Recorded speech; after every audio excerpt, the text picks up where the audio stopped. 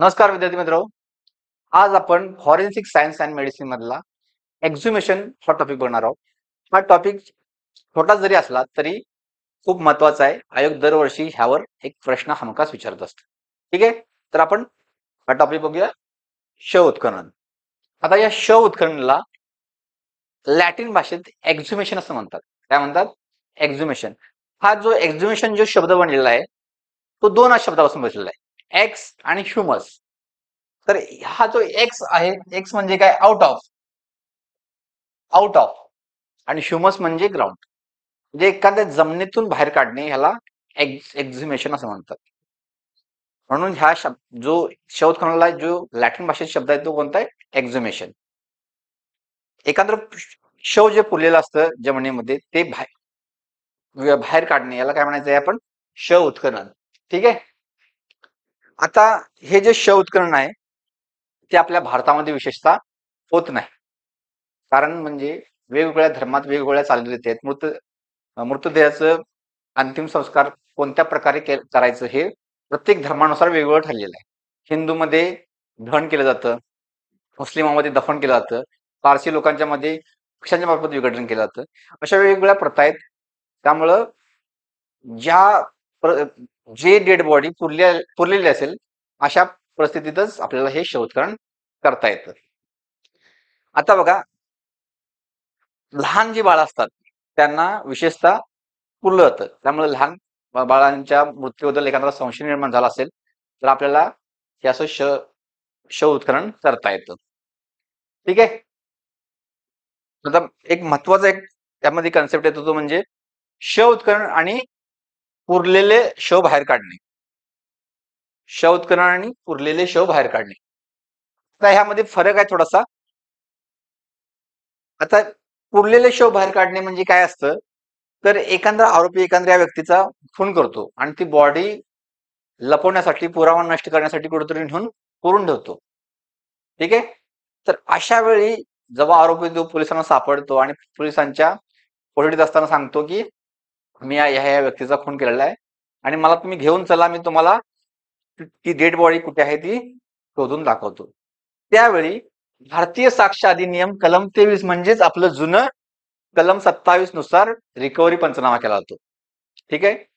त्यावेळी जी शव उत्खननाची व्याख्या सीआरपीसी 176(3) किंवा बीएनएसएस 196 मध्ये दिलेले आहे त्याप्रमाणे होत नाही.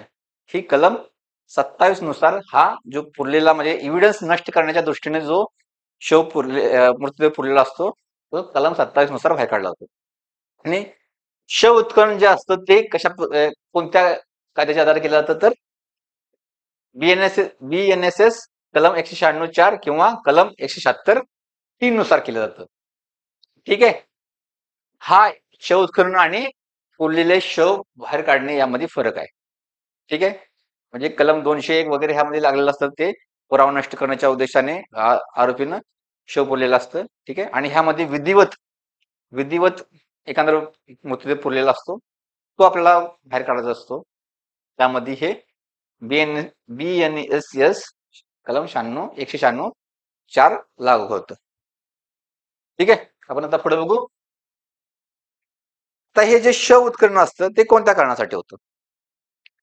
आता कोणताही व्यक्ती उठेल आणि म्हणेल मला ह्या ठिकाणी शव जे पुरलेलं आहे ते मला काढायचं आहे, तर असं घडतंय का? कोणत्याही व्यक्तीला ते अधिकार आहेत का? नाही. तर हे अधिकार आहेत ते कोणाला आहेत? दंडाधिकाऱ्याला. म्हणजे बीएनएसएस किंवा अगोदरच्या सीआरपीसी कायद्यानंच ते अधिकार दिलेले आहेत. मग कोणत्या कारणासाठी केलं जातं? तर व्यक्तीची ओळख पटवणे किंवा एखाद्या व्यक्तीचा मृत्यू झालेला आहे त्या मृत्यूचं कारण शोधून काढणे, ही मेन कारण आहेत. मृत्यूचे कारण शोधून काढण्यासाठी आणि मृतदेहाची ओळख ठेवणे कामे. किंवा काही वेळा अशा पण गोष्टी घडतात की पहिल्यांदा पोस्टमॉर्टम झालेला असतो, पण त्या पोस्टमॉर्टमला कोर्टामध्ये चॅलेंज होतं आणि सांगितलं जातं की हा जो पोस्टमॉर्टम केलेला आहे, जो रिपोर्ट दिला तो आम्हाला मान्य आहे, यामध्ये गोंधळ आहे किंवा काहीतरी डाऊट आहे. कोर्ट त्यावेळी आणि अशा वेळी ती डेड बॉडी जर पुरलेली असेल, म्हणजे त्याचं शव जर जमिनीमध्ये गाडलेला असेल, तर कोर्ट ऑर्डर करते की ते पुन्हा तुम्ही काढा आणि त्याची पीएम एक्झामिनेशन करा. ठीक आहे. म्हणजे सेकंड ऑटॉप्सी करताना सुद्धा, सेकंड ऑटॉप्सी करायचं असेल, सेकंड ऑटॉप्सी, तर अशामध्ये हे शवोत्खनन करता येतं. काही काही वेळा काय होतं,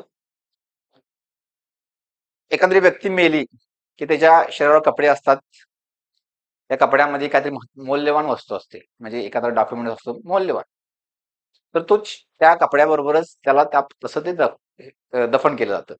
आणि दफन केल्यानंतर लगेच कळतं की असं असं एक व्हॅल्युएबल गोष्ट आहे ती त्याच्या दफन म्हणजे त्याच्याबरोबर ती गाडली गेलेली आहे. तर ती वस्तू पुन्हा मिळवण्यासाठी हे शव उत्खनन केलं जातं.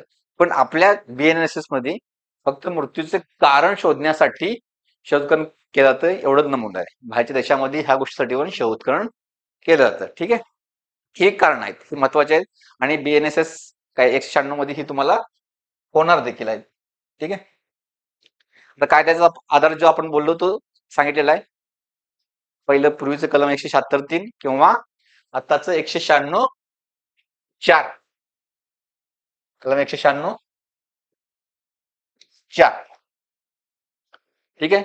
आता हे कलम 196 काय सांगतं, जेव्हा ज्या व्यक्तीला आधीच पुरण्यात आले असेल, म्हणजे एखाद्या व्यक्तीला आधीच पुरण्यात आलेलं आहे ते माहिती आहे. ठीक आहे. आणि त्या व्यक्तीच्या मृत्यूचे कारण जाणून घेणं हे जेव्हा केव्हा दंडाधिकाऱ्याला समयोचित वाटेल, म्हणजे योग्य वाटेल. दंडाधिकाऱ्याला वाटेल की आपल्याला ह्या व्यक्तीच्या मृत्यूचे कारण बघायचं आहे, म्हणजे तो दंडाधिकारी पण सुमोटो पण ऍक्शन घेऊ शकतो जर डाऊट तसा असेल तर, किंवा त्याच्या नातेवाईकाने किंवा इतर कोणीतरी अशी कंप्लेंट केली असेल तर तो दंडाधिकारी काय करेल, ते जे प्रेत आहे, मृतदेह आहे, ते उकरावास लावेल आणि त्याची तपासणी करेल. काय करेल? त्याची तपासणी करेल. ठीक आहे, समजलं? हा झाला कायद्याचा आधार. आता ही तपासणी आपण एखादा मृतदेह पुरला आज, तरी किती दिवसापर्यंत आपण करू शकतो? तर ह्याला काय स्पेसिफिक टाइम लिमिट असं BNSS मध्ये काही दिलेलं नाही. ठीक आहे. म्हणून भारत आणि इंग्लंड मध्ये अशा प्रकारे शव उत्खननासाठी कोणतीही टाइम लिमिट नाही. समजलं? ह्याच्यावर प्रश्न बऱ्याच वेळा येतो की, आणि तुमच्या 2000 मला वाटतं 21च्या एक्झाम मध्ये पण हा प्रश्न आला होता. भारतामध्ये शव उत्खननासाठी कालमर्यादा किती आहे? ठीक आहे. किंवा सेंटेन्स मध्ये येतं प्रश्न, भारतामध्ये शव उत्खननासाठी कालमर्यादा 10 वर्ष आहे. तर हे वाक्य चुकीचं आहे. कोणतीही कालमर्यादा नाही. समजलं? परंतु दुसऱ्या देशामध्ये, फ्रान्स, जर्मनी ह्यामध्ये एक स्पेसिफिक टाइम लिमिट ठरवला गेलेला आहे. आता फ्रान्समध्ये तो आहे तो म्हणजे 10 वर्ष आणि जर्मनीमध्ये 30 वर्ष. असे वेगवेगळे, म्हणजे त्यानंतर त्यांना ते शव उत्खनन करता येणार नाही. हा ह्यातला महत्वाचा भाग आहे, तो तुम्ही लक्षात ठेवणं आवश्यक आहे. ठीक आहे. पुढे बघूया. शव उत्खननाची प्रक्रिया मध्ये कोणकोणते टप्पे असते, म्हणजे शव उत्खनन जर करायचं झालं तर काय काय आपण त्या गोष्टी बघितल्या पाहिजेत, केल्या पाहिजे. महत्वाचं म्हणजे सर्वसाधारण काळजी पहिल्यांदा येतं. सर्वसाधारण काळजी काय घ्यायची आहे, तर जे शव उत्खनन आपल्याला करायचं आहे ते सकाळच्या वेळेतच करायचं आहे. सकाळी सूर्यप्रकाशात हे शव उत्खनन करायचं आहे. कारण का, याचं एखाद्या व्यक्तीच्या मृत्यूबद्दल अगोदरच डाऊट निर्माण झालेला असतो. आणि आपण जर असं हे शव उत्खनन रात्रीच्या वेळी केलं, जिथं अंधार आहे, म्हणजे अंधार पडलाय, जिथं उजेड प्रकाश मिळत नाही, अशा ठिकाणी, म्हणजे पुरलेले असणार कोणत्याही ठिकाणी, पण त्या ठिकाणी सूर्यप्रकाश येणं, दिवसाचं सकाळचं करणं आवश्यक आहे. ठीक आहे. आणि हे जे शव उत्खनन करत असतो आपण, त्यावेळी वैद्यकीय अधिकारी, दंडाधिकारी, पोलीस, नातेवाईक ह्या व्यक्ती तिथं हजर असणं गरजेचं आहे. पुढचा पॉईंट बघणार आहे तो म्हणजे मृतदेहाची जागा ओळखणे आणि मातीचे नमुने घेणे. आता मृतदेह ज्या ठिकाणी पुरला असेल, ह्या गोष्टीत त्याचे नातेवाईक अंत्यसंस्कार करतेवेळी ज्या ज्या व्यक्ती तिथं हजर होत्या त्यांना माहित असतं, किंवा त्या स्मशानभूमीचा केअरटेकर वॉर्डन जो कोणी व्यक्ती असेल त्या व्यक्तीला माहित असतं. त्या अभिलेख असतात, कोणत्या एरियामध्ये त्याला उरलेला आहे, गाडलेला आहे हे माहित असतं. आता कसा आपला पुण्यामध्ये येरोडा जेलमध्ये ज्या प्रकारे हे केलं होतं, दफन केलं होतं, तर ते स्पेसिफिक काहीच व्यक्तींना माहित आहे. ते एकदम गोपनीय गोष्टी ठेवलेली आहे. ठीक आहे. त्यामुळं अशा माहित असलेल्या लोकांनाच त्या गोष्टी त्यांच्याकडून ही मृत्यूची जागा ओळखून घ्यायची. तर एकदा मृत्यूची जागा ओळखल्यानंतर त्या ठिकाणची जी माती आहे, म्हणजे त्या मृतदेहाच्या चारही बाजूची माती ही विषबाधा झाली का नाही हे पाहण्यासाठी घ्यायची आहे. चारही बाजूची वेगवेगळ्या कंटेनर मध्ये. कोणत्या कंटेनर मध्ये? तर काचेच्या 500 ग्रॅम एवढी माती चारही ठिकाणावरून घ्यायची आहे विषबाधा बघण्यासाठी. आणि त्या मृतदेहाच्या जागेपासून काही अंतरावरून माती घ्यायची. ती कशासाठी?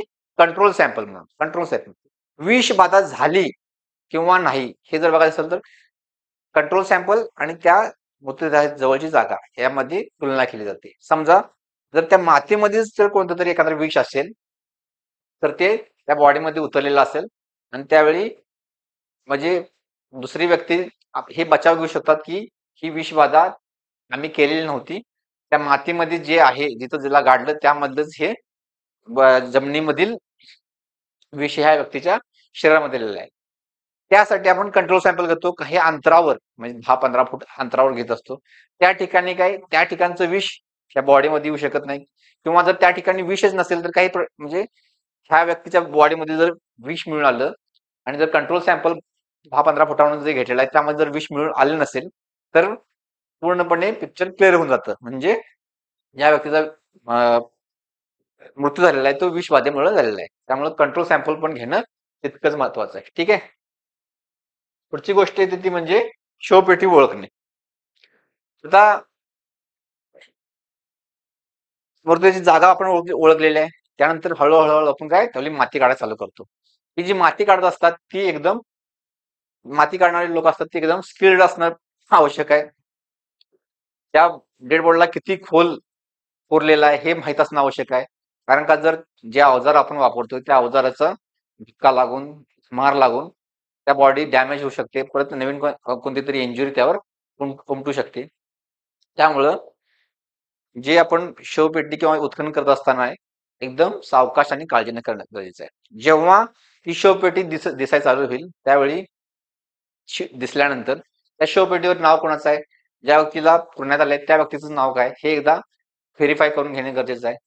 किंवा त्याचे नातेवाईक, मित्र मंडळी जे कोणी अंत्यविधीला हजर होते, किंवा जी शवपेटी एखाद्या व्यक्तीने बनवलेली असते, एखाद्या कंपनीचा लोगो असतो, त्यानुसार ती ओळखणे गरजेचं आहे. ठीक आहे. तर अशा प्रकारे शवपेटी ओळखून घ्यायची आहे. शवपेटी ओळखल्यानंतर दुसरी एक महत्वाची गोष्ट म्हणजे ती जी शव पुरलेला आहे ती किती दिवसात, म्हणजे त्याचा टाइम सिन्स डेथ, मृत्यूनंतरचा कालावधी, त्या कालावधीनुसार ती बॉडीचं डिकम्पोजिशन झालेलं असतं. तर बराच कालावधी झाला असेल 15-20 दिवस तर बॉडी सडलेली मिळण्याची शक्यता असते. त्यामुळं आणि सडण्याच्या क्रियेमध्ये अनेक म्हणजे घाणेरडे वायू तयार होतात. ह्या वायूमुळे तिथे जे असणारे लोक आहेत त्यांना त्रास होऊ शकतो. त्यामुळं जी शवपेटी आहे त्या शवपेटीचं थोडस झाकण आहे ते उघड करायचं, त्यातला गॅस पूर्णतः जाऊ द्यायचा. पूर्णतः जाऊ दिल्यानंतर ती बॉडी बाहेर काढायची. बाहेर काढल्यानंतर ती बॉडी नातेवाईक ओळखतील. समजलं? नातेवाईक ओळखतील. जो दंडाधिकारी आहे तो नातेवाईकांना सांगेल जी बॉडी आहे ती तुमच्याच नातेवाईकाची आहे, किंवा जे मित्र वगैरे असतील किंवा त्या व्यक्तीला ओळखणारी जी व्यक्ती असेल त्यांना सांगेल की ही जी बॉडी आहे ती ह्या XYZ व्यक्तीचीच आहे का. ती होय म्हणल्यानंतर पुढचं दंडाधिकारी आपलं जे त्याला जे कायदेशीर अधिकारी आहेत ते करणं चालू करेल. म्हणजे काय करेल, तो इंग्लिश पंचनामा करेल. 2 पंचांना बोलून घेईल आणि त्या व्यक्तीचं डोक्यापासून पायापर्यंत सर्व निरीक्षण नोंदवल. म्हणजे कुठे जखम आहे का, मारलेल्या खुणा आहेत का, गळफासाच्या खुणा आहेत का, व्रण आहेत का, ठीक आहे, फ्रॅक्चर आहे का, या सगळ्या गोष्टीचं वर्णन तो आपल्या पंचनाम्यामध्ये लिहिल. ठीक आहे. पंचनाम्यामध्ये लिहिल्यानंतर ह्या गोष्टी तो त्या ठिकाणी जे डॉक्टर उपस्थित आहेत, डॉक्टरांना तो पाचारण करेल आणि डॉक्टरांना सांगेल की ह्या व्यक्तीचा आम्हाला आता पीएम करून द्या आणि मृत्यूचे कारण सांगा. ठीक आहे. मग त्यानंतर डॉक्टर त्या ठिकाणी येतील. डॉक्टरांची पण पद्धत तीच आहे. तो पूर्णपणे बॉडी जी आहे ती डोक्यापासून पायापर्यंत निरीक्षण करणार. कुठं कुठं जखमा आहेत, इंजुरी आहेत, फ्रॅक्चर आहे. ठीक आहे. त्या सगळ्या गोष्टी जर तो त्याच्या नोटमध्ये लिहिणार, कारण का त्याला ते पीएम रिपोर्ट बनवताना ह्या गोष्टी उपयोगी असतात. जर त्याला वाटलं की ह्या व्यक्तीचं आपल्याला पोस्टमॉर्टम करायचं आहे, तर तो पोस्टमॉर्टम करणार आहे. पोस्टमॉर्टम करताना त्याला मृत्यूचे कारण पोस्टमॉर्टमच्या आधारे निश्चित होत नाही. तर काही त्याला ऑर्गन, व्हिसेरा वगैरे, रक्त, केस, हाडे, नख ही जर फॉरेन्सिक अनालिसिसला पाठवायचे असेल तर तो त्याचे सॅम्पल्स घेईल आणि फॉरेन्सिक अनालिसिसला पाठवेल. फॉरेन्सिक अनालिसिस वरून जो रिपोर्ट प्राप्त करेल, रिपोर्ट प्राप्त केल्यानंतर आपल्या त्या व्यक्तीचं जे मृत्यूचं कारण आहे तो आपलं एक रिपोर्ट तयार करेल. पीएम नोट्स, त्याला पीएम रिपोर्ट म्हणतात. तर तो रिपोर्ट दंडाधिकाऱ्याकडे सबमिट करेल. अशी ही पूर्णपणे शवउत्खनन प्रोसेस आहे. ह्यातला महत्वाचा भाग म्हणजे शवउत्खननचा भारतामध्ये पिरियड किती आहे, फ्रान्समध्ये किती, जर्मनीमध्ये किती, इंग्लंडमध्ये किती, ह्याचा अधिकार कोणाला आहेत, ह्यावर बेसिक प्रश्न विचारले जातात. छोटा जरी टॉपिक असला तरी खूप महत्वाचा आहे, त्यामुळे ह्याला व्यवस्थित अभ्यासा. ठीक आहे. तुम्हाला काही जरी फॉरेन्सिक मध्ये काही अडचण आली तर मला माझ्या ह्या नंबरवर तुम्ही कधीही फोन करू शकता. विशेषतः मेसेज करून ठेवा व्हॉट्सअपवर. विशेषतः मेसेज करून ठेवा शंकेसंदर्भात. मी तुमची शंका दूर करण्याचा प्रयत्न करेल. थँक्यू. जय हिंद.